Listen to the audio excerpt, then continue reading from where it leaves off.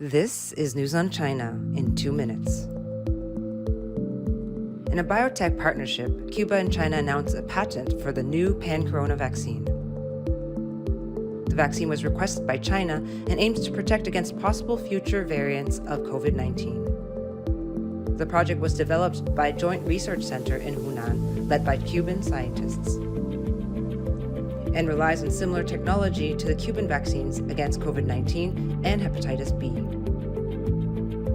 Elderly migrant workers face increasing difficulties in finding jobs.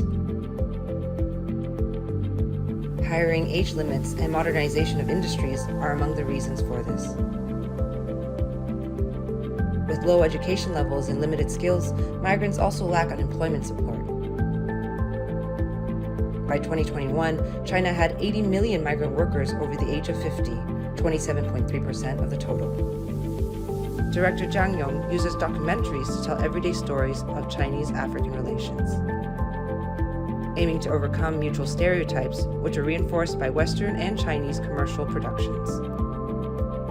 Bobby's Factory focuses on a Nigerian and Chinese couple who opened a factory in China. It explores the lives of Chinese workers and the conflicts that arise on the assembly line. Shenzhou 14 spacecraft begins a 6-month mission for the final construction phase of the Tiangong space station. The crew of 3 taikonauts includes Liu Yang, the first Chinese woman to go into space, in 2012. They will be responsible for docking the 20-ton Wentian and Mengtian lab modules. Once installed, these modules will also assist in research on space science, materials, and medicine. News on China at dongshengnews.org.